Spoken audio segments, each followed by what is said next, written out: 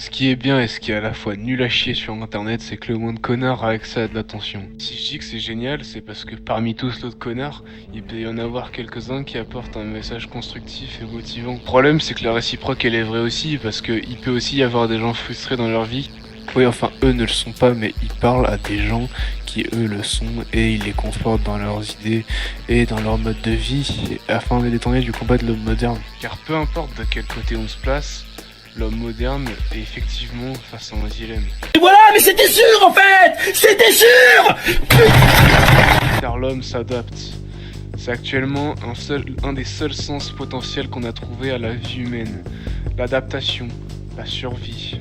Mais c'est là où ça merde, parce que notre génération est née et a toujours vécu dans le confort. La génération à qui appartient ce monde est née bien après toutes les guerres, toutes les difficultés. Notre génération est née après toutes les merveilles humaines, après le langage, la communication, la société, l'automobile, internet, etc. Nous avons hérité d'un monde parfait, ou du moins qui y ressemble à s'en méprendre. Nous sommes les enfants de la paix, de l'amour, de la tolérance. Nous vivons dans l'utopie. Quand un pays se fait attaquer, tous les riches vont se faire sucer dans leur villa 2 mètres plus loin. Et les pertes ne sont que logistiques, matérielles, financières. Nous vivons dans un monde parfait, il n'y a pas d'intolérance. Les films sont pour tous les publics, il n'y a plus aucune frustration. Du moins ça, c'est ce qu'on essaie de nous faire voir en priorité. Et il y avait un gars qui s'appelle, je sais pas comment le prononcer, mais je crois que c'est Ibn Khaldoun, my bad si je le prononce mal, qui disait, il me semble, les temps difficiles créent les hommes forts créent les temps de paix créent les hommes faibles créent les temps difficiles, etc. Du coup, c'est une boucle en fait. Et comme Taylor Durden le dit, la pub nous fait courir après des voitures et des fringues. On fait des boulots qu'on déteste pour se payer des merdes qui nous servent à rien. On est les enfants oubliés de l'histoire, mes amis. On n'a pas de but ni de vraie place. On n'a pas de grande guerre, pas de grande dépression. Notre grande guerre est spirituelle. Notre grande dépression, c'est nos vies. mais ça va sonner hyper cliché, mais j'en ai rien à foutre, je le dis, voilà, qu'est-ce que tu vas faire, voilà, je le dis, ça c'est la face cachée de la matrice, et ouais, je l'ai dit, voilà, c'est cringe, j'en ai rien à foutre, nique ta mère, voilà, qu'est-ce que tu vas faire. En 1999 sort le film Matrix. Le film est une révolution visuelle, et encore un truc où j'étais pas né. Le film nous présente Neo, un jeune homme sans histoire qui se fait chier dans sa petite vie tranquille. Quand soudain il apprend que toute sa vie n'est qu'un mensonge. Tout ceci n'est qu'un mensonge. Le vrai monde dehors est dystopique. Le monde tel que nous le connaissons a été détruit. Les humains sont plongés dans leur petite vie de rêve, et cette matrice qui leur fournit le confort leur suce à sec le cerveau et se nourrit d'eux. En d'autres termes, la société actuelle est connectée nous bouffe à petit feu. À ce moment, Neo se voit offrir 2 solutions. Soit il choisit d'aller droit à sa perte en restant dans son confort, soit il choisit d'accepter la dure réalité et de se battre, représenté par la pilule rouge, et donc la Red Pill. Quand je te parle de Red Pill, c'est sûr que là d'un coup t'as l'image du mec qui parle avec une grosse voix, qui est là, ouais, en fait la vie c'est de la merde, parce qu'en fait si t'es pas né avec telle génétique, et qu'en fait t'as pas ça, et que t'es pas né à tel quartier de Perpignan, mais en fait ta vie elle est cachée, et les femmes c'est toutes des putes, ouais. Non, c'est sûr que si t'as ces images-là, tu vas pas avancer. Mais en fait, c'est pas ça exactement dont je veux te parler. Parce qu'en fait, la Red Pill et le contenu Red Pill, ça n'a vraiment foncièrement rien à voir. Parce que foncièrement, le principe et l'idée derrière la Red Pill, qui est une métaphore comme une autre, de l'idée de se rendre compte que en fait le confort, il n'y a pas que ça dans la vie et qu'il faut surtout se concentrer sur ce qui va pas afin d'avancer. En fait, le but c'est surtout, au-delà de constater, c'est plus d'agir en conséquence. Car un individu est défini par la somme de ses actes.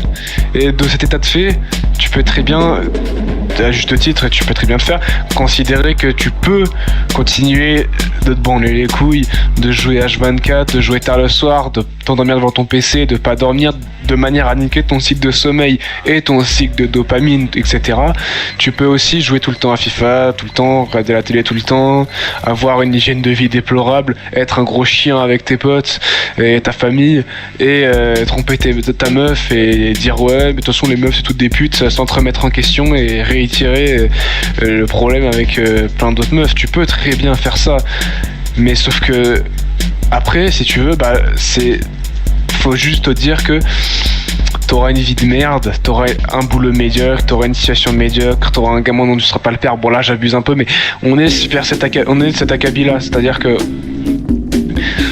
tu n'avanceras pas dans ta vie et tu auras une vie d'un random de merde comme un autre. Mais en fait, un truc qui est primordial et qui est nécessaire, c'est qu'il faut que tu te rappelles que tu es né, tu es en vie. 1 milliard d'êtres humains beaucoup plus prometteurs que toi auraient pu naître. Mais toi t'es né. Ça aurait pu être n'importe qui d'autre, un médecin, un chirurgien, un sauveur de l'humanité, la réincarnation du Christ. Mais non, c'est toi qui es né. Et même au-delà de ça, ta mère aurait pu mourir en couche et t'aurais pu t'étouffer avec le cordon ombilical. À tes 6 ans, t'aurais pu te faire kidnapper, violer, manger ou revendre. Mais non, t'es là à jouer à FIFA et à regarder ma putain de vidéo. Il faut que tu te rappelles de ça et que tu gardes ça en tête, que tu l'as et que quelque part, une force supérieure a décidé que toi, au-dessus des 10 milliards de personnes et de milliards de possibilités, tu es né toi. Tu dois te rendre compte de la chance que t'as. Et par-dessus tout, tu dois agir en conséquence. Donc, va me recracher, va me gerber cette pilule bleue qu'on essaie tous de nous faire avaler et va te prendre un paquet entier de pilules rouges. Tu ne dois plus penser à ce qui te fait plaisir, à ce qui est confortable, car on est très loin d'être dans une utopie, car la précarité existe, les vraies souffrances existent, les vraies injustices existent.